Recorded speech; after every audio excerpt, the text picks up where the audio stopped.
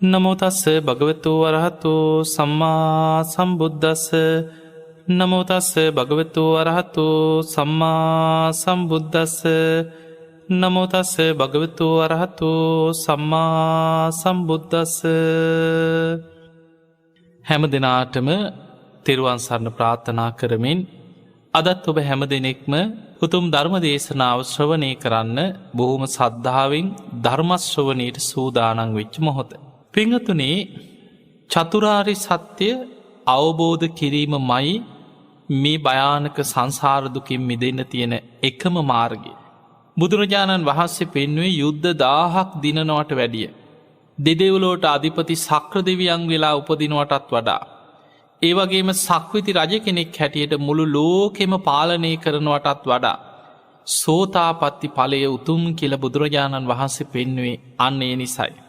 දවසක් බුදුරජාණන් වහන්සේ මේ මහ පොළොවේ තියෙන පුංචි ගල් කැට 7ක් ශ්‍රී හස්තයට අරගෙන බුදුරජාණන් වහන්සේ භික්ෂූන් වහන්සේලාට පෙන්වනවා, මහණෙනි, මේ මහ පොළොවේ තියෙන වැලි කැට, ගල් කැට, පස් කැටත් තථාගතයන් වහන්සේගේ ශ්‍රී හස්තයේ මත තියෙන මේ පුංචි ගල් කැට 7ත් අතර වෙනස පේනවද?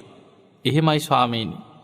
මේ මහ පොළොවේ අති විශාල ගල් කැට, පස් කැට, වැලි කැට ප්‍රමාණයක් තියෙනවා. ඔය ශ්‍රී හස්තයේ මත තියෙන ඊටාම ස්වල්ප පුංචි ගල් කැට 7ක් විතරයි කිව්වා.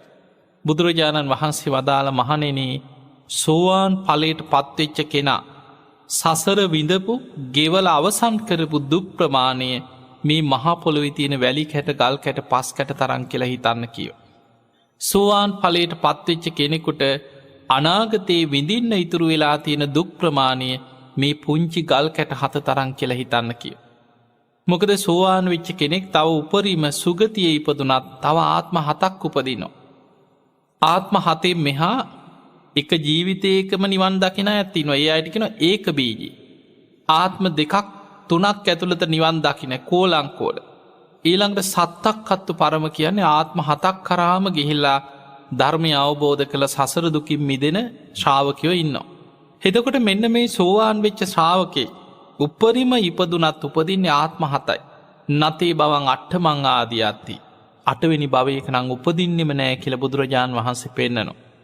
එහෙමනම් අන්නේ සෝවාන් වෙච්ච ශ්‍රාවකේ අපි හිතමු සුගති ආත්ම 7ක් ඉපදුනා කියලා. ඒ ඉපදීමත් දුකක්මයි. ඒ ඉපදීම තුල ජරා මරණ තියෙනවා. ඒ නිසා ඒ උපදින ආත්ම 7 තුල ඔහුට ලැබෙන දුක් ටික තමයි අර පුංචි ගල් කැට 7ක් කියලා හිතන්න කිව්වා ශ්‍රී හස්තයට අරගෙන පෙන්නනවා. හැබැයි මේ දීර්ඝ සංසාර ගමනේ විඳපු දුක් ප්‍රමාණය මේ මහ පොළොවේ තියෙන වැලි කැට, පස් කැට, ගල් කැට තරම් කියලා හිතන්න කිව්වා. පිංගතුනි, මේ උපමාවෙන් බුදුරජාණන් වහන්සේ පෙන්වුවේ සෝවාන් ඵලයට පත්වෙච්ච කෙනෙක් ගැන. හැබැයි පෘථග්ජන කෙනා, ධර්මාවබෝධයෙන් නොකරපු ශ්‍රාවකයාගේ ගෙවාගෙන ආපු සංසාර දුකත් අර මහ පොළොවේ තියෙන වැලි කැට, ගල් කැට, පස් කැට තරන්නම් අනාගතයේ විඳ විඳා ගෙවමින් යන්න තියෙන අනාගත සංසාර දුකත් අර මහ පොළොවේ තියෙන වැලි කැට, පස් කැට, ගල් කැට වගේම තමයි. කවදා කොහෙන් කොයි කාලෙක මොන විදිහකට සසර දුකින් අවසන් වෙන මාර්ගයක් පෙනෙයිද කියලාවත් පෘථග්ජන කෙනාට හිතාගන්න බෑ. අන්නේ නිසා පිංගතුනේ, යම් කිසි කෙනෙක් ධර්මය අවබෝධ කරගන්න මහන්සි ගන්නවා කියන්නේ, ධර්මාවබෝධයට වීරිය වඩනවා කියන්නේ, බුදුරජාණන් වහන්සේ අගය කරන්නේ, බුදුරජාණන් වහන්සේ ශ්‍රේෂ්ඨ කෙනෙක් හැටියට පෙන්වුවේ ධර්මාවබෝධයට මහන්සි ගන්න ශ්‍රාවකයාමයි. ඒ නිසායි බුදුරජාණන් වහන්සේ වදාළේ, මහණෙනි, බුදු කෙනෙක් යම් රාත්‍රියක සියලු කෙලෙසුන් ප්‍රහාණය කළ සම්මා සම්බුද්ධත්වයට පත්වෙනවද, යම් රාත්‍රියක අනුපාදිශේෂ පරිනිර්වාණ ධාතුවෙන් පිරිනිවන් පානවද, ඒ අතර කාලයේ තුල ඇසිපිය හෙළන මොහොතක්වත් යලීපදිමින් යන සංසාර ගමනක් බුදු කෙනෙක් වර්ණනා කරන්නේ කිය. පිංගතුනි, සුගතිය ඉපදුනත් එතන දුකක් තියෙනවා. සමහර වෙලාවට අපිට පේනවා මේ මනුස්ස ලෝකේ ඉන්නකොට හිතෙනවා දැන් අපිට ඕක කරගන්න බෑ. දිව්‍ය ලෝකෙට ගියා නම් හොඳයි කියලා හිතෙනවා. එහෙට ගිහින් කරගන්න එක හොඳයි කියලා හිතෙනවා. හැබැයි දෙව්ලොව ගිය අය දිව්‍ය ලෝකෙත් ප්‍රමාද වෙවි ඉඳලා දෙවියන්ටත් වැඩ රාජකාරී තියෙනවා. දිව්‍ය ලෝකේ බොහොම සැපසේස්, බොහොම සනීපෙට මොකුත් වැඩක් නැතුව ඉන්නව නෙමෙයි. බොහෝ දෙවිවරු බුදුරජාණන් වහන්සේ මුණ ගැහිලා කියනවා, ස්වාමීනි, අපිට බොහෝ රාජකාරී තියෙනවා. අපිට බොහෝ දිවිය මේ කාර්යන් තියෙන. ඒ අතර තමයි මේ තථාගතයන් වහන්සේ මුණ ගැහෙන්නේ එන්නේ. ඒ ඇවිල්ල ප්‍රශ්නයක් අහලා ඒ තමන්ගේ ධර්ම ගැටලු විසඳගෙන කියනවා ස්වාමීනි අපිට දැන් දිව්‍ය රාජකාරි බොහෝ ප්‍රශ්න ගැටලු තියෙනවා. ඒ නිසා අපි ඉක්මනට යා යුතුයි කියලා වන්දනා කරලා යනවා. දිව්‍ය ලෝකෙත් ගැටලු ප්‍රශ්න. ඔබ දන්නවා සුරාසුර යුද්ධ තියෙනවා. එතකොට දෙවියන් අතරත් ද්වේෂය, වෛරය, තරහව, යුද්ධ. එතකොට මේවා අතර තමයි දිව්‍ය ලෝකෙත් දෙවිවරු බොහොම සැප සම්පත් තිබුණට මනුස්ස ලෝකෙට වඩා සැප සම්පත් තියෙනවා. හැබැයි මේ පංචකාම සැපයන් නිසාම රාග, ද්වේෂ, මෝහ තුල ගැටුම් හදාගන්න. ඒ තුල ගැටෙනවා. දෙවියන්ටත් බය ඇති වෙනවා. භයංවා චම්බිතත්තංවා ලෝමහංසෝවා. බිය, තැති ගැනීම, ලොමු ඩැහැ ගැනීම ඇති වෙනවා. ඒ නිසා පින්වතුනි අපි මේ චතුරාර්ය සත්‍ය, දුක්ඛ සත්‍ය කොටස අපි අපිට තේරෙන හැටියට අපි නිතර මෙනෙහි කළ යුතු ආකාරය ගැන අද චුට්ටක් විමසලා බලන්න උත්සාහයක් ගමු. දැන් බලන්න බුදුරජාණන් වහන්සේ දුක්ඛ සත්‍ය පෙන්වන්නේ ඉපදීමම දුකක්, ජාතිපි දුක්ඛං. ඉපදීම දුකක්. අපි උපදිනවා බිත්තර වලින් උපදිනවා සත්‍යය. අපි තෝන තරම් සසරේ මතක නැති වුණාට බිත්තර වලින් ඉපදිලා ඇති. තෙත් පරිසරයවල් ඇසුරු කරගෙන සත්‍යයන් උපදිනවා. ඔබ දන්නවා වැසිකිලි වලක හරි අසූචි ටිකක් හරි අඹ ගෙඩියක් කුණු වෙන්න තියලා බලන්න කොච්චර පණුව හට ගන්නවද කියලා. ඒ නිසා තෙත් පරිසරයක් යම් පුංචි ශ්‍රාවයක් කුණු කානුවක ඇති පණුවන්ට එවැනි තැන්වල සත්වයන් හටගන්නවා. ඊළඟට ඕපපාතික සත්වයන් පහළ වෙනවා. කර්මානුරූපී ඕපපාතිකව පහළ වෙනවා ශරීරයක් ඇතුළේ. ඊළඟට මව්කුසවල් වලින් මිනිස්සුયો විතරක් නෙමෙයි තිරිසන් සත්තු කොච්චරනම් මව්කුසින් උපදින තිරිසන් සත්තු ඉන්නවද? මෙන්න මේ ක්‍රම හතරෙන්ම අපි කියනවා අණ්ඩජ, ජලාබුජ, සංසේජජ, ඕපපාතික කියලා මේ ක්‍රම හතරෙන්ම සත්වයන් උපදින. මේ මොන ක්‍රමෙන් ඉපදුනත් ඉපදීම දුකක්මයි. ඔබ හිතන්න බිත්තරයක් ඇතුලේ හිර වෙලා අර බිත්තර කටුවක් කඩාගෙන එළියට එනකොට ඒ ඉපදීම දුකක්.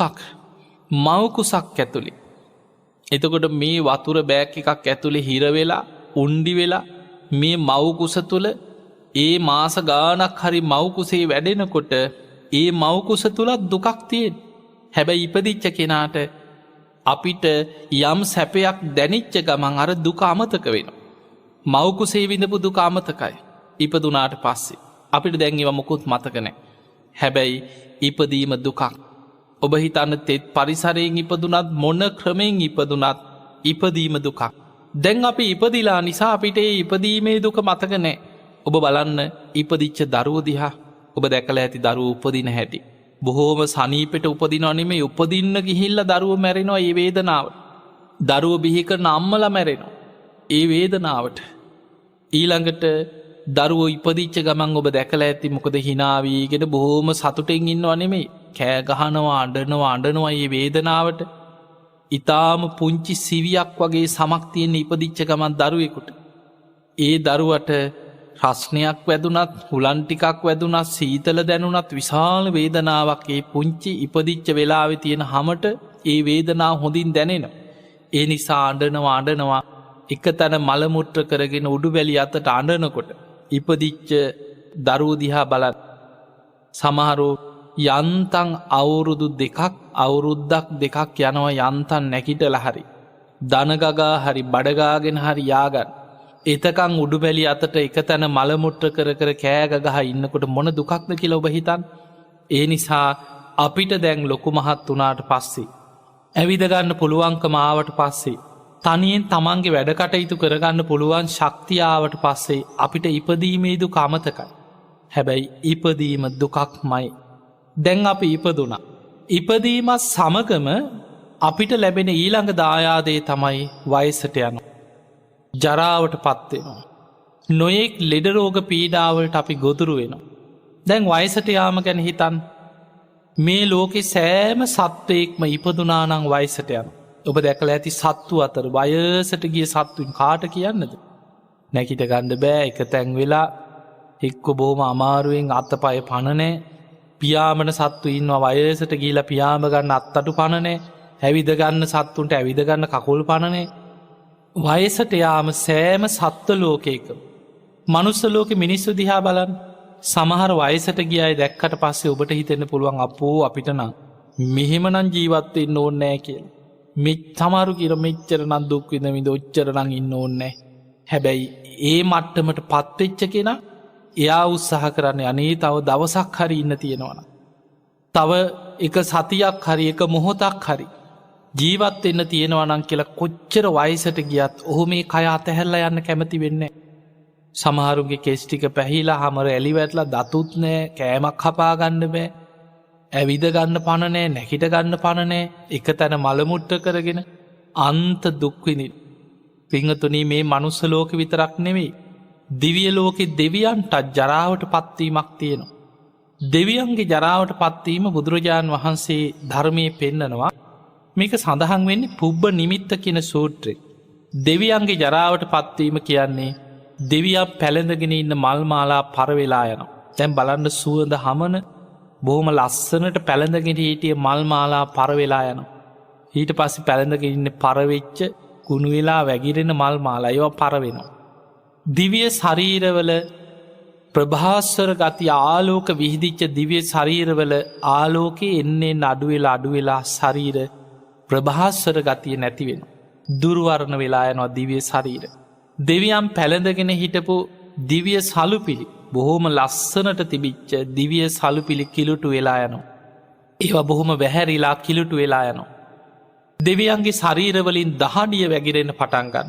දිව්‍ය මේ ශරීරවලින් දහඩිය ඇඟ පුරා වැగిරෙනවා. ඊළඟට දෙවියන්ට දිව්‍ය විමානවල සිත් තලවන්නේ මේ මගේ දිව්‍ය රථ මගේ විමාන කියලා බොහොම ආසාවෙන් පරිහරණය කරපු දිව්‍ය විමානවල සිත් තලවන්නේ. මෙන්න මේ ලකුණු පහළ වෙනකොට බුදුරජාණන් වහන්සේ පුබ්බ නිමිත්ත කියන සූත්‍රය පෙන්වන මේ තමයි දෙවියන්ගේ ජරාවට පත්වීම. චුත වෙන්න ආසන්න වෙනකොට මේ ලකුණු පහළ වෙන්න පටන් ගන්න. ඒවා දකිනකොට අනිත් දෙවිවරු දන්නවා දැන් මෙයාගේ ආයුෂ ඉවරයි. දැන් මෙයා චුත වෙන්නයි යන්නේ. එතකොට මේ දෙවිවරු මේ කෙනාව නන්දන වනයේට දෙවියන් අතර බොහොම සතුටෙන් විනෝද වෙච්ච නන්දන වනයේට එක්කන් යනවා කියන. සමහර දෙවිවරු ඔහුව වට කරගන්න. වට කරගෙන හිත පිහිටෝනවා සතර අපායේ නොඇති යන්තම් මනුස්ස ලෝකෙ හරි ගිහිල්ලා බේරෙන විදියට හිත පිහිටෝන. දැන් අර චුත වෙන්න ආසන්න දේවතාවට අනික් දෙවිවරු කියනවා ඊතෝ බොහෝ සුගතින් ගච්ඡ පින්වත ඔබ සුගතියට යන්න. සුගතින් ගන්්වා සුලද්ද ලාභන් ලබ. සුගතියට ගිහිලා ඔබ උතුම්ම ලාභය ලබන්න. සුලද්ද ලාභන් ලබිත්වා සුපතිට්ඨිතෝ භවාතීති. ඒ උතුම් ලාභය ලබාගෙන ඒක තුළ ස්ථාවර වෙන්න කිය.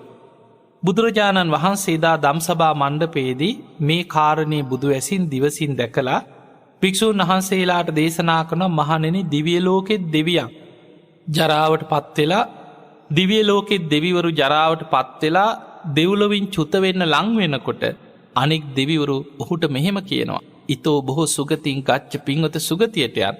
මහණෙනි දෙවියන් සුගතිය කියලා එතන හඳුන්වන්නේ මනුස්ස ලෝකෙ කියලා. සුගතින් ගන්්වා සුලද්ද ලාභන් ලබ. සුගතියට ගිහිලා උතුම්ම ලාභය ලබන්න. එතන දෙවියන් උතුම් ලාභය කියලා හැඳින්නුවේ තිසරණේ පිහිටන්. මනුස්ස ලෝකෙට ගිහිල්ලා තිසරණේ පිහිට ගන්න. තුනුරුවන් ලාභය ලබන්. සද්ධා ලාභය ලබා ගන්න. සුලද්ද ලාභන් ලබිත්වා සුප්පතිට්ඨිතෝ භවාතීති. උතුම් ලාභය ලබාගෙන ඒක තුල ස්ථාවර වෙන්න කියන. පිංගතුනි තිසරණේ තුල ස්ථාවර වෙනවා කියන්නේ සෝවාන් ඵලයට පත් වෙන. සෝවාන් වෙච්ච කෙනා තමයි බුද්ධේ අවිච්ඡ ප්‍රසාදේ, ධම්මේ අවිච්ඡ ප්‍රසාදේ, සංඝේ අවිච්ඡ ප්‍රසාදේ. අන්න තුනුරුවන් තුල ස්ථාවර සද්ධාවකට කාටවත් වෙනස් කරන්න බැරි අචල සද්ධාවක පිහිටනවා සෝවාන් ඵලයට පත් වෙච්ච කෙනා. එතකොට බලන්න දෙවියන් දිව්‍ය ලෝකෙන් චුත වෙන්න ආසන්න වෙන දෙවිවරුන්ට අනෙක් දෙවිවරු දෙන උපදෙස තමයි පින්වත ඔබ දැන් සුගතියට යන්න. සුගතියට ගිහිලා තිසරණේ පිහිටන්.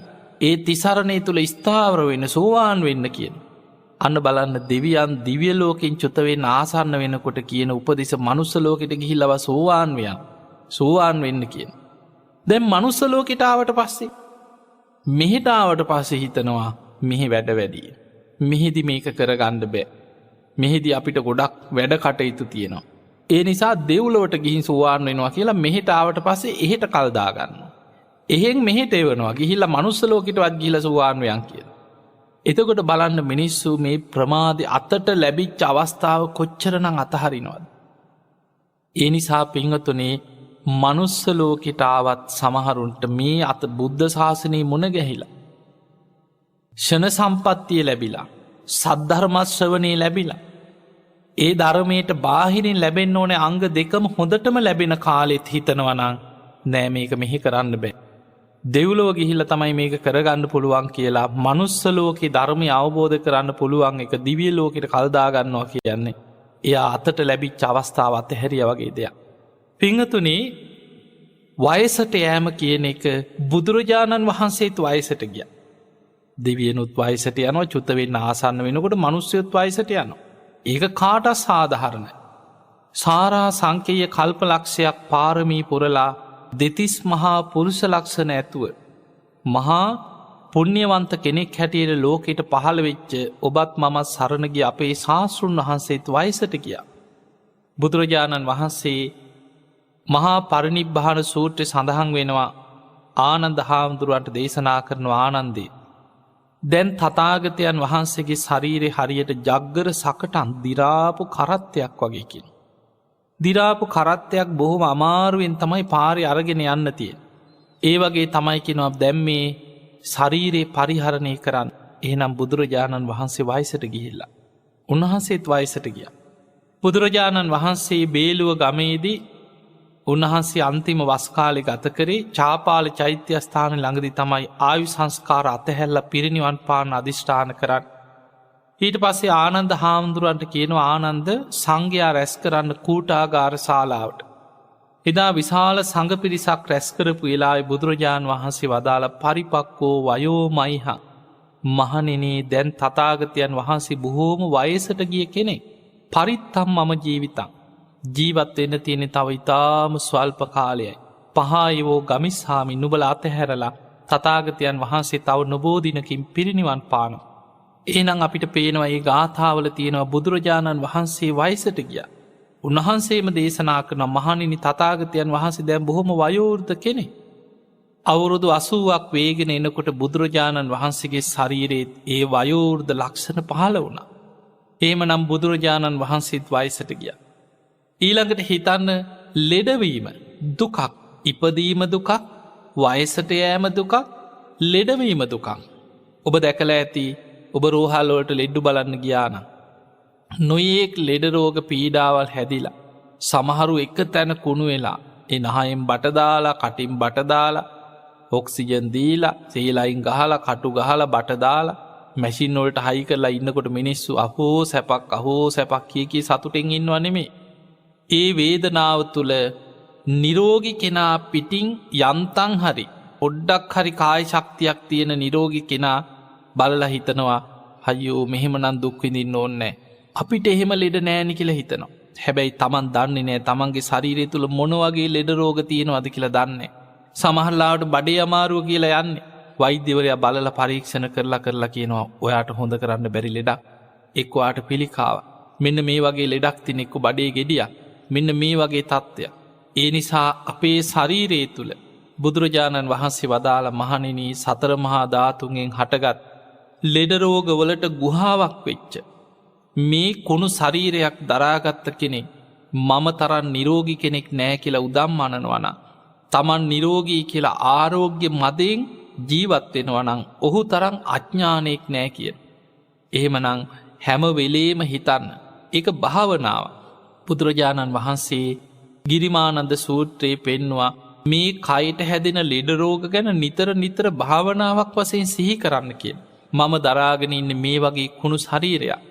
මේ ශරීරයේ මේ වගේ ලෙඩරෝග හැදෙන කයක් කොටසෙන් කොටස බලන් කෙස් ගත්තත් රෝමකෝප ගත්තත් නියපොතු දත් සම මස් නහර කොටසෙන් කොටස ගන්න හමේ රෝග දත්වල රෝග නහරවැල්ලොල රෝග ස්නායවාබාධ මේ මස් පිඩුවල ඇතිවෙන වේදනා කොටසෙන් කොටස පෙනහළු ගත්තොත් එතන තියෙන ලෙඩරෝග හදවත ගත්තොත් ඒවෑ බඩවැල්වල එහෙම වකුගඩුවල ඒ පැත්තෙන් මේ ශරීරයේ හැම කොටසකටම ගත්තොත් විශේෂඥ වෛද්‍යවරු අද ඉන්නවලෝ.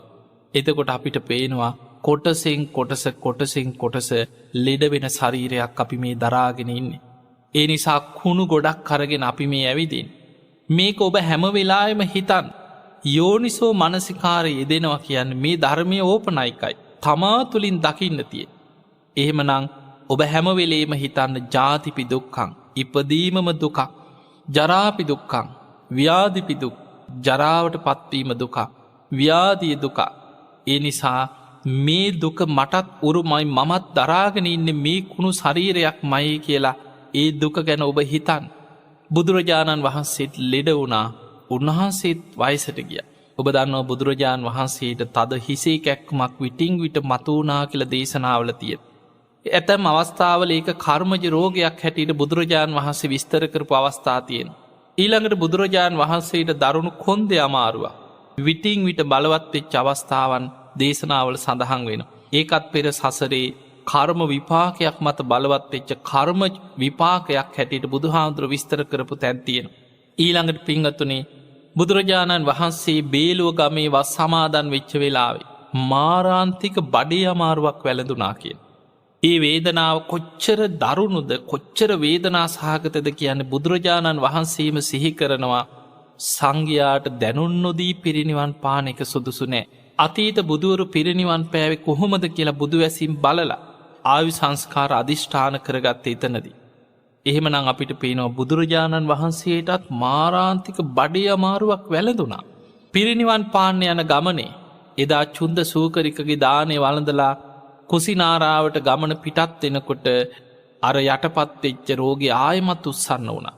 ලේත් සමග කීප වතාවක්ම බුදුරජාණන් වහන්සේට බඩේලියන් ලෝහිත පක්හන්දිකා රෝගී කියල ධර්මී හඳුන්නන්.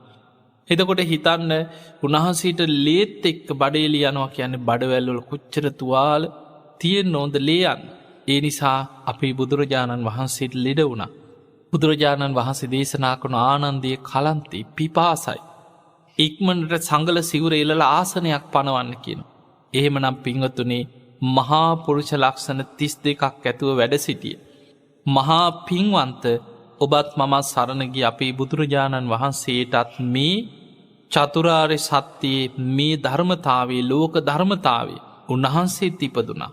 උන්වහන්සේත් වයසට ගියා. උන්වහන්සේත් ලෙඩ වුණා. මේ ධර්මතාව ඉක්මවා යන්න පුළුවන්කමක් නැහැ.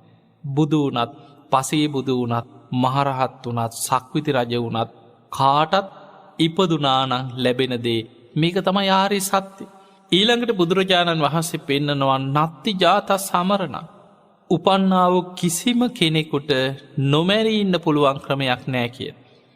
බලන්න ලෝකෙ මිනිස්සුන් නොමැරී ජීවත්වෙන් මොන තරම් උපක්‍රම හොයනවත් මොන තරම් පරීක්ෂණ කරනවත් හැබැයි නොමැරී ඉන්න පුළුවන් ක්‍රමයක් නෑ ලෝකෙ කාටව. නත්ති ජාත සමරණ. ඉපදුනානං ඒ කාන්තිම රජෙක්වුණත් සිටුවරයෙක්වුණත් සක්විති රජෙක්වුණත් කාටත් මරණය වුරුමයි. උම දැකලා ඇති මිනිස්සු මැරෙනවා. ඒ මරණය දුකක් මරණම්පි දුක්කක්. කවුරුවත් අහෝ සැපක් කියගේ පනාදින්න මරණ වේදනාවමත් දුකක්. සතෙක්වුණත් කවුරුණත් ඒ මරණය තුළ මරණ වේදනාවත් දැනෙනවා. ඔබ බලන්න අනාත පිණ්ඩික සිටතුමා මරණාසන්න වෙච්ච වෙලාවේ. මරණ වේදනාව සාරිපුත්ත මහරහතන් වහන්සේට විස්තර කරනවා ස්වාමීනී මගේ ඔළුව වටේට කඹයක් වෙලලා. ඉතා ශක්තිමත් කෙනෙක් කිටි කිටිගාල හිර කරනවා වගේ අධිමාත්‍ර වේදනාවක් හිස ඇතුළෙන් දැනෙනවාකි. උල් පිහියකින් මගේ හිස්මුදුනට ඇනගෙන හිස්මුදුන කෙනෙක් මාව අල්ලගෙන පලනවා වගේ වේදනාවක් හිසෙන් උපදිනවාකි. ඔන්න මරණ වේදනා. මගේ බඩවැල් මස් කපන පිහියක් අරගෙන තීරු කපනවා වගේ කුස ඇතුළෙන් බඩවැල්වලින් වේදනාවක් උපදිනවාකි. සාමීනී 4 දෙනෙක් මා උත්සන් ගිහිල්ලා ගිනියංගුරු වලක දාලා මාව පුච්චනා වගේ මගේ ඇඟ දනවකි. ඒකට හේතුව ශරීරයෙන් තේජෝ ධාතුව බැහැර වෙනවා. ඒකනේ මැරුණාම සීතල වෙන්නේ. ආයුස්මාච විඥාන ආයුෂ අවසන් වෙනකොට උස්මාච කියන්නේ තේජෝ ධාතු ශරීරයෙන් බැහැරට යනවා. විඥානයේ කර්මානුරූපීව වෙන ශරීරයක් හොයාගෙන වෙන දිහාකට වෙන උපතක් හොයාගෙන පිටත් වෙලා යනවා. ඒ නිසා විඥානේ බැහැර වෙලා ආයුෂ අවසන් වෙලා තේජෝ ධාතුව ශරීරයේ උණුසුම ශරීරයෙන් බැහැර වුණාට පස්සේ නිරත්තංව කලින් කරන් හරියට වැඩකට ගන්න බැරි දර කඩ දිරලා පස් වෙලා යනවා වගේ මේ කය මේ සතර මහාධාතුන්ගෙන් හටගත්ත ශරීරයේ එහෙම පොළොවට දිරලා කුණු වෙලා පස් වෙලා යනවා. ඕක තමයි අපි ධර්මයේ මරණය කියලා හඳුන්වන්නේ. අන්නේ ශරීරයේ මරණාසන්න මොහොතේ දැනෙන මරණ වේදනාව තුළ ඔබ දැකලා ඇති සමහරු හෝ තියෙන දෙවනක් කර අතපය පොලේ ගහනවා. මැරෙන්න පනාදීනකොට අමාරුවෙන් හුස්ම ගන්නවා. කෑ ගහනවා. මරණ වේදනාව තුළ මරණ වේදනාවෙන් සමහරුන්ගේ හිත් විපිලිසර වෙන. කරපු පිනක් කුසලයක් සිහි කරගන්නත් අමතක වෙන බොහෝ දෙනෙකුට අර වේදනාවත් එක්. ඒ නිසා මරණයේ දුකක්මයි. ඔබ හිතන්න මේ දීර්ඝ සංසාර ගමනේ අපි කොච්චර ඉපදෙමින් මැරෙමින් ආපු පිරිසක්ද අපි දන්නේ නැති වුණාට අපිට ඒ මතකයේ නැති වුණාට අපි ඉපදෙමින් මැරෙමින් ආපු පිරිසක්. හැබැයි අපිට ඒ මතකයේ අවදි කරගන්න පුළුවන්. බුදුරජාණන් වහන්සේ පෙන්වා භාවනා කරලා හිත සමාධිමත් කරලා පෙර ජීවිත දකින නුවණ ඒකට කියන පුබ්බේ නිවාසානුස්සති ඥානෙ. ඒ නුවණ ඇති කරගත්ත කෙනාට තමන්ගේ ජීවිතය ඔස්සේම තමන් හිත දියුණු කරලා ආපස්සට විමසගෙන යනවා. එහෙමනම් ආපස්සට විමසන්න පුළුවන් කියන්නේ මේ විඥානය තුළ ඒ සංසාර ගමනේ සසර පුරුදු තියෙනවා. දැන් අපි ගත්තොත් මෙහෙම. දැන් ඔබෙන් කවුරු හරි ඇහුවොත් ඔබට වයස කීයද? සාමාන්‍යයෙන් කෙනෙක් කිය මට දැන් අවුරුදු 45යි, මට දැන් 50යි, යන්තම් 80ක් වුණා විතරයි, යන්තම් දැන් 62යි. එතකොට අපි මේ අවුරුදු වලින් වයස කියන්නේ අපේ මේ දරාගෙන ඉන්න ඕලාරික ශරීරෙට මේ කබලින්කාර ආහාරයෙන් පෝෂණය කර කර යන මේ ඇස කන නාසය දිවකය මනස කියන ආයතන 6කින් යුක්ත පේන්න තියෙන මේ රූපකයට තමයි අපි වයසක් පනවගන්නේ. හැබැයි අපේ විඥාණයට අපේ මේ සිතුවිලි පරම්පරාවට දීර්ඝ සසර ගමන ආපු විඥාණයට වයසක් පනවන්න බෑ. බුදුරජාණන් වහන්සේ පෙන්වුවේ අනමතග්ගෝ යම් භික්කවේ සංසාරු පුබ්බා කෝටින්න පඤ්ඤාය. පටන්ගත්ත කෙලවරක් පේන්නේ නැහැ කිව්වා. එවැනි දීර්ඝ සංසාර ගමනක ආපු විඥානයක් අපිට තියෙන. ඒ සිතුවිලි පරම්පරාවම තමයි මේ සසර යන්නේ. චිත්තක්ෂණෙන් චිත්තක්ෂණයට වේගෙන් වෙනස් වෙවි යන බව ඇත්. හැබැයි ඒ සිතුවිලි පරම්පරාවම ඊළඟ හිතක් හැටියට ඊළඟ චිත්තය ආයිමත් පහළ වෙන්නේ. අපි මේ ජීවිතේ මේ ශරීරයත් එක්ක මේ සිතුවිලි පරම්පරාවම අරගෙන ගිහිල්ලා මේ කය අතහරිනකොට ඒ චුති චිත්තයත් එක්කම ඒ සිතුවිලි පරම්පරාවට අනුවම තමයි කර්මානුරූපී ප්‍රතිසන්දි චිත්තේ තව කොහෙන් හරි හටගන්නේ. එතන ඉඳන් ආයෙමත් ඒ සිතුවිලි පරම්පරාව දිගට ගලාගෙන යනවා. එහෙමනම් මේ දීර්ඝ සංසාර ගමනක ඉපදෙමින් මැරෙමින් ආපු සිතුවිලි පරම්පරාවක් මේ විඥානයත් එක්ක සසරි ගමන් කරන. ඒ නිසා තමයි අපිට සංසාර පුරුදු තියෙන්නේ. බුදුරජාණන් වහන්සේ ඔබ ජාතක පොත් වහන්සේ ගැන ජාතක කතා ඕන තරම් අහලා ඇත. මේ ජාතක පොතේ සඳහන් වෙනවා ඒ ස්වාමීන් වහන්සේලා වෙන්න පුළුවන්, භික්ෂුණීන් වහන්සේලා, එක්ක උපාසක උපාසිකාවන්ගේ යම් වැරදි සහගත පුරුදු යම් සිදුවීම් යම් හේතුවක් මුල් කරගෙන බුදුරජාණන් වහන්සේ දේශනා කරනවා මහණෙනි මේ කෙනා අද විතරක් නෙමෙයි ඒ කාලෙත් ඔහොම තමයි කියන. එහෙමනම් ඒ කාලෙත් ඒ පුරුදු තිබිලා තියෙන. එතකොට භික්ෂුන් වහන්සේලා කියනවා අනේ ස්වාමීනි අතීත කතාව අපිට දේශනා කරන සේක්වා. අන්න බුදුරජාණන් වහන්සේ අතීත කතාවක් දේශනා කරලා ඒ අතීත වර්තමාන පූර්ව අපර ගලපලා පෙන්නන මහණෙනි එදා ඒ පුද්ගලයා තමයි අද මේ කෙනා. එතකොට එහෙනම් අපිට පේනවා එදා සසරේ ගෙනාපු සංසාර පුරුදු අදටත් අරගෙන යනවා. සමහර අයට රහත් උනත් ඒ සංසාර පුරුදු පිහිටපු සිදුවීම් ධර්මයේ සඳහන් වෙනවා. එහෙමනම් අපිට පේනවා මේ දීර්ඝ සසර ගමන යන විඥානයත් එක්ක සංසාර පුරුදු අපි අරගෙන යනවා. ආත්මෙන් ආත්මයට කය අතහැර ඇර ගියාට සංසාර පුරුදු අරගෙන යන විඥානයක් අපි සසරේ අරගෙන යන්නේ. අපේ විඥානය ධර්මය අවබෝධ කරගෙන සසරින් මිදෙන තෙක්ම මේ විඥානේ සසරි ගමන් කරන්නේ අවිද්‍යා පච්චයා සංඛාරා සංඛාර පච්චයා විඥාන. අවිද්‍යා සහගත සංස්කාරයන්ගෙන් හටගත්ත විඥානයක් තමයි අපි පරිහරණය කරන්නේ. ඒ අවිද්‍යා සහගත සංස්කාරයන්ගෙන් හටගන්න විඥානේ ලෝභ ද්වේෂ මෝහ කියන අකුසල මූලයන්ගෙන් හටගත්ත විඥානය. අන්නේ විඥානයත් එක්ක සංසාර පුරුදු සසර පුරුදු දිගට සංසාරේ ගමන් කරන. ඒ නිසා පින්වතුනි මේ සංසාර පුරුදු බොහෝ දෙනෙක් තුළ බොහෝ පිරිසක් තුළ පවතින. එක තැනක් තියනො ධම්මපදයේ සඳහන් වෙනවා 5 දෙනෙක් බුදුරජාණන් වහන්සේගෙන් බණහන්නේ දායනෝ. තථාගතයන් වහන්සේ එලිමහනේ ගහක් යට වැඩ ඉන්නකොට 5 දෙනෙක් ඇවිල්ලා බුදුරජාණන් වහන්සේට වන්දනා කරලා වාඩි වුණා. ඉදිරියේ එක්කෙනෙක් බොහෝම ආසාවෙන් වැඳගෙන බණහනවා බොහෝම සද්ධාවෙන්. බුදුරජාණන් වහන්සේ මේ 5 දෙනාට ධර්ම දේශනාවක් ආනන්ද හාමුදුරුවෝ එතනම ඒ අසලින්ම වැඩ ඉඳලා මේ දේශනාව හොඳට අහගෙන හිටියා. හැබැයි එක්කෙනයි බණහන්නේ. එක්කෙනෙක් ආපු එලේ ඉඳන් බිම හාරනවා. ඇඟිල්ලෙන් බිම හාර ඉන්නවා. බුදුරජාණන් වහන්සේ දහම් දේශනවා. තව කෙනෙක් ගහක අත්තක් ඒ පැත්තට නැමිච්ච ගහක අතු කෑල්ලක් අල්ලගෙන අත්ත හොල්ලනවා. බුදුරජාණන් වහන්සේ දහම් දේශනවා. යාගේ වැඩේ ගහේ අත්ත හොල්ල ඉන්න.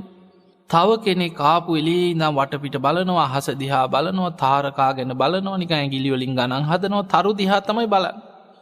තව කෙනෙක් ආපු එලේ ඉඳන් බණ පටන් ගත්ත ගමන් නිදි කිරා වැටෙනවා. නින්ද. එතකොට මේ වගේ චරිත අපිට ඔය ධර්මශාලාවලත් බණ කියනකොට සාමාන්‍යයෙන් දකින්න ලැබෙනවා. තමාරු බණ පටන් ගත්ත ගමන් නින්ද යනවා. එක්ක අයිනක් අල්ලලා වාඩි වෙන්නෙම හේතුවක් දාලා නිදා ගන්නමයි. එතකොට මේ වගේ එක සමහරු ආපු එලේ ඉඳන් වටපිට බලනවා, අනුන්ගේ ඒවා හොයනවා, අරයා ඉන්නවද මෙයා ඉන්නවද, අනුන් ගැන තමයි බණ ගැන අවධානයක් වටපිට බලනවා.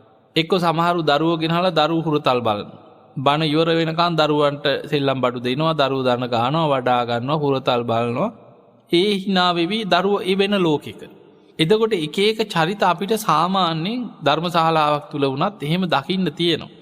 ඒ නිසා දැන් මෙතන ධම්මපදයේ සඳහන් වෙන්නේ 5 දෙනෙක්. දැන් මේ 5 දෙනාගෙන් එක්කෙනෙක් බණ ඇහුවා. ආනන්ද හාමුදුරුවෝ බලාගෙන හිටියා. අනේ තථාගතයන් වහන්සේ මහා කාරුණිකයන් වහන්සේ එක්කෙනෙක් හරි බණ අහද්දි ඒ කෙනාටත් දහම් දෙසුවා. මේ 5 දෙනාම දේශනාව අවසන් වෙලා බුදුරජාණන් වහන්සේට වන්දනා කරලා ඉතින් පිටත් වෙලා යනවා. ආනන්ද හාමුදුරුවෝ අහනවා, ස්වාමීනි භාග්‍යතුන් වහන්සේ මේ 5 දෙනා 5 ආකාරයක් එක්කෙනයි බණ ඇහුවේ. ඇයි ස්වාමීනි? බුදුරජාණන් වහන්සේ වදාළ ආනන්ද ඔය 5 දෙනාටම සංසාර පුරුදු 5ක් කියව තිබුණේ. අර බිමහාර හිටපු කෙනා ආත්ම ගණනාවක් සසරි ගැඩවිලෙක්. එතකොට බලන්න මේ සංසාර පුරුදු මනුස්ස ජීවිතයක් ආවත් ඇඟිල්ලෙන් හරි පොළොව හාරන එක තමයි සංසාර පුරුදු. බුදුරජාණන් වහන්සේ වදාළ ආනන්දේ අර නිදි කිරා වැටිච්ච කෙනා පෙර සසරේ පිඹුරෙක් කියෝ. ආත්ම ගණනාවක් පිඹුරු ආත්ම ලැබපු සංසාර පුරුද්දක් කිව යාට තියෙන. අර තරු දිහා බල හිටපු කෙනා පෙර තාරකා ගැන අධ්‍යයනය කරපු අය, ඒ ගැන පරීක්ෂණ කරපු කෙනෙක්, ජ්‍යොතිෂකාරයෙක් ඒ කාලේ. ඊළඟට ගහක අත්තක් හොල්ල හිටපු කෙනා ආත්ම 100 ගාණක් වඳුරෙක් කියෝ. එතකොට බලන්න අපි දන්නේ නැති වුණාට සංසාර පුරුදු. ඔහුගේ හිත යන්නෙම බන කිව්වත් හිමින් අත යන්නේ අර ගහක අත්තක් හරි හොල්ල ඉන්න. ඒකට තමයි හිත පුරුදු, සසර පුරුද්ද. හැබැයි අර බනහපු කෙනාට එයාට සංසාර පුරුද්දක්. පිංගතුනි, බනහන්න සසර පුරුද්දක් තියෙන්නට ඕන. එතකොට අපිට පේනවා පුද්ගලයෝ 5 දෙනෙක් ගත්තොත් 5 ආකාරයක සංසාර පුරුදු ගොඩක්. ඒ නිසා පිංගතුනි, ඒ පුද්ගලයන් සසරේ අරගෙන යන සංසාර පුරුදු එක්ක යන සංසාර ගමන. දැන් අපි ගමු ඊළඟට චතුරාර්ය සත්‍ය, දුක්ඛ සත්‍ය බුදුරජාණන් වහන්සේ පෙන්නනවා. මේ සංසාර ගමනේ ජීවත් වෙනකොට අපිට ඊළඟ දේ තමයි ඉපදිලා මරණය දක්වාම ජීවත් වෙන ගමනේ අප්පියේහි සම්පයෝගෝ දුක්ඛෝ. අර අපිට නොගැලපෙන එක සංසාර පුරුදු ඇති එක පුද්ගලයන් එක්ක වාසය කරන්න වෙනවා. අදහස් ගැලපෙන පුද්ගලයෝම හම්බෙනව නෙමේ ජීවිතේ. තරහකාරයෝ, ඊරිසියාකාරයෝ, එක පුරුදු ඇති පුද්ගලයන්ව සසරේ අපිට මුණ ගැහෙනවා. ඒ පුද්ගලයෝ නිසා මිනිස්සු මැරි උපදිනවා බොහෝ ආත්ම භාවවල. කරන්න දෙයක් නැහැ. ඒ සංසාර පුරුදු. ඒ පුද්ගලයන්ගේ චරිත සමහරව වෙනස් කරන්න බෑ. සමහර විවාහ ජීවිතවල සමහරු ජීවිත කාලෙම මැරි ජීවත් වෙනවා. ඒ අයගේ සසර පුරුදු කොච්චර ඒකේ අඩුපාඩු තේරුම් ගියත් හොඳ නෑ කියලා දැනගත්තා. සමහරුන්ට ඒ පුරුදු අතහැර ගන්න බෑ. ඒ නිසා පින්වතුනි, අප්පියේහි සම්පයෝගෝ දුක්ඛෝ, කරන්න දෙයක් නෑ. අප්‍රිය පුද්ගලයන්, තරහකාරයෝ, ඊර්ෂ්‍යාකාරයෝ, හතුරු ජීවිතේ මුණ ගැහෙනවා. සමහර වෙලාවට ඔබ හිතන්න පුළුවන් මේ මගේ වැරැද්දක් නිසාද? ඔබේ වැරැද්දක් නිසා වෙන්නත් පුළුවන්. ඔබේ වැරැද්දක් නිසා නොවෙන්නත් පුළුවන්. තරහකාරයේ කතුරේ හැදෙන්න ඔබේ වැරැද්දක් තියෙන්න ඕනේ. මොකද අපි ජීවත් වෙන්නේ අර අපි කතා කරා වගේ අවිද්‍යා සහගත සංස්කාරයන්ගෙන් හටගත් විඤ්ඥාන සහිත මනුස්්‍යයෝ එක්ක ඉන්නේ. අපි ජීවත් වෙන සමාජ මිනිස්සු ලෝභ, ද්වේෂ, මෝහ කියන අකුසල මූලයන්ගෙන් හටගත් විඤ්ඥාන සහිත මිනිස්සු. ඒ අකුසල මූලයන්ගෙන් හටගත්ත ලෝකයක ජීවත් වෙනකොට හිනාවුනත් ඇති. ඔබ බලන්න ඔය බස් එකක යනකොට සමහරලාට හිනාවුනත් බැරි වෙලා හරි වාහනයක බ්‍රේක් එකක් හරි වැදිලා විසි වෙලා කාගේ හරි ඇඟකට ගිහිලා විසි වුණා. කකුලක් පෑගුණා. මරාගන්න ඉන්න චරිත ඉන්නේ. සමහරු රණ්ඩු ගහගන්න බස්වල. එක්ක හිනා වුණා රවල. ඇයි මොකද ඔබ කියලා ඇඟ බලන්නේ ගහගන්න වගේ.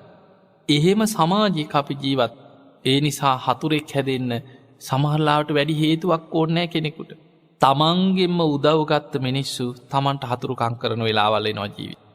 සමහර වෙලාවට ඔබේ ජීවිතය ඔබට ඕන තරම් එවැනි අත්දැකීම් ඇති. ඔබ සාධාරණව ජීවත්. දැන් බලන්න සේරිවාණිජ කතාවේ එදා අපේ බෝසතාණන් වහන්සේ සාධාරණ වෙළඳාමක් කරලා එදා අසාධාරණ වෙළෙන්ද වෛර බැන්ද. අසාධාරණ වෙළෙන්දා පන්නගෙනාව රන්තැලිය ඉල්ලගෙන කෑ ගහලා ඉල්ල ඕක මගේ කි. බෝසතාණන් වහන්සේ ගඟින් එතර වෙනවා. නෑ මේක මගේ, මං සාධාරණ වෙළඳාමක් කරලා මං ඇත්තම කියලා මට ලැබිච්චදී. නමුත් සාප කරා. මං සංසාර උඹේ පස්සෙන් එනවකි. ඒ හතුර සසරයා බුදුවෙච්ච ආත්මෙත් ගල් පෙරළුව. මරන්න සැලසුම් කරා, සංඝ බේද කරා.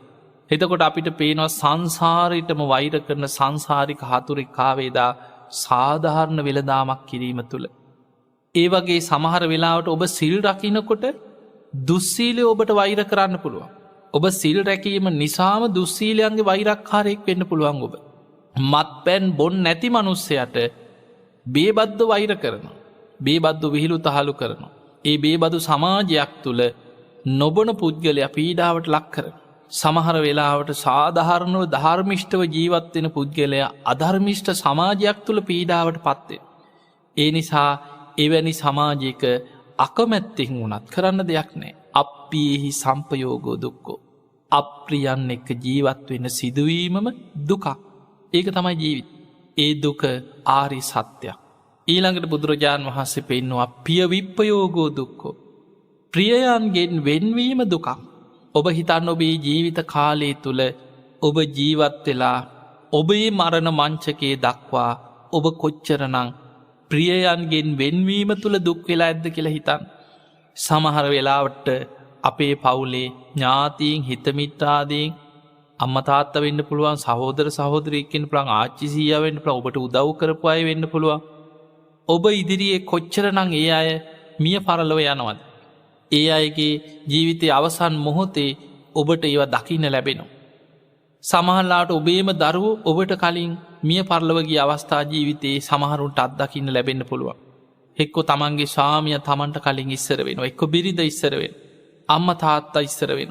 එවැනි අවස්ථාවල් වල ප්‍රියයන්ගෙන් වෙන්වීම තුළ බුදුරජාණන් වහන්සේ පෙන්වූ අනමතග්ග සංයුක්තේ මහණෙනි, දීර්ඝ සංසාර ගමනේ තමන්ගේ අම්මා නිසා හැඬූ කඳුළු සතර මහා සාගරයේ ජලයට වඩා වැඩි.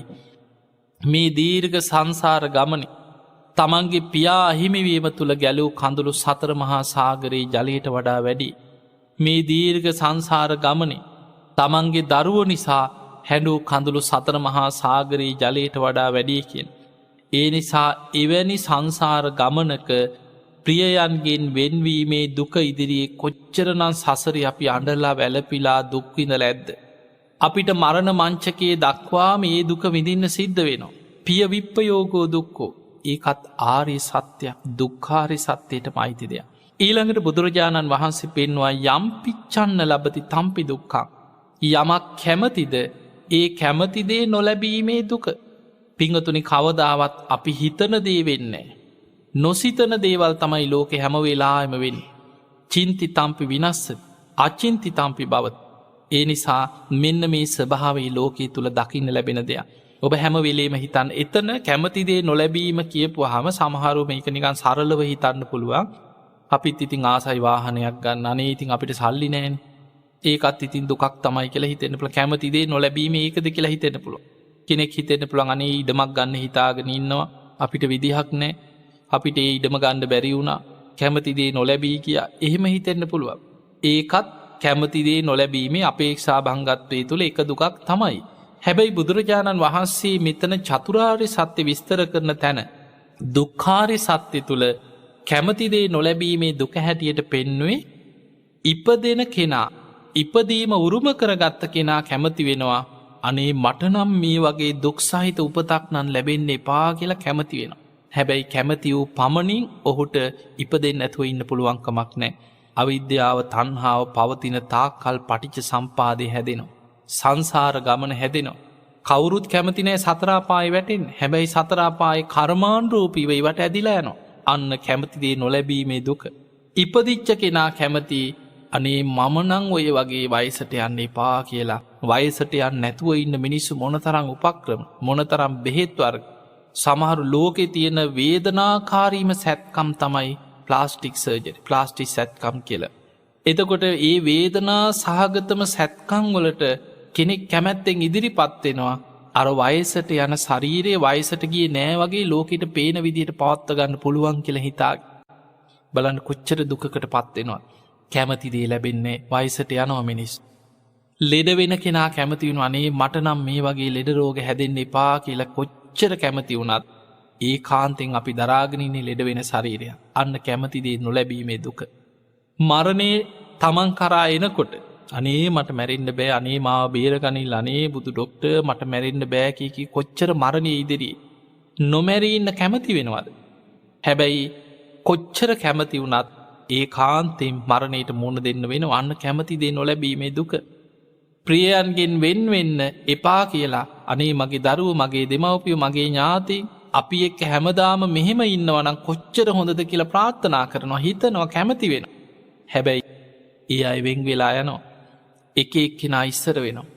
මාරේ අරගෙන යනවා. ඒ නිසා කැමති දේ නොලැබීමේ දුක්. ඊළඟට හතුරු තරහකාරයෝ ගැන මිනිස්සු හිතනවා අපෝ අපිට නම් ওই වගේ හතුරු නම් මුණ ගැහෙන්න එපා.